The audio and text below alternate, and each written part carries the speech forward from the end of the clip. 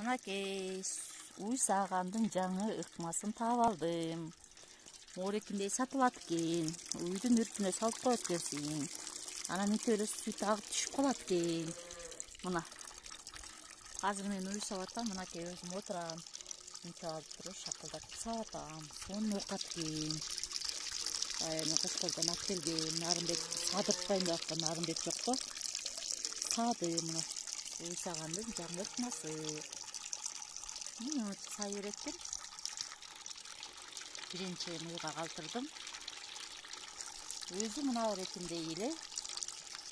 Шприц мына мындай. Башы тупой. 2 тешиги бар.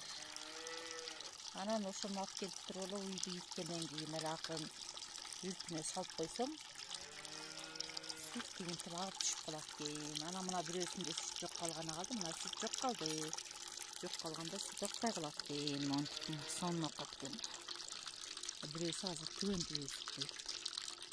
Мына. Бүттү, сүтү бүттү. Акыры муну чыгарып коем. Муну сүтү бүттү. Мында акырын чыгарып коем. Мына эмчеги шалбырап жатып калды.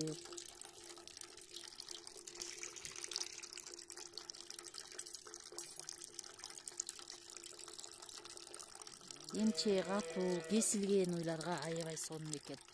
10 минутка жетпей, 5 минутка жетпеген убакытта мен үйдү саап койдум бир үйдү. Шакылдап. Мына бүттү. Тигинisi да бүттү. Сонун окат экен. Көкү ушундайдан алып ал, жыргайсың. Мына.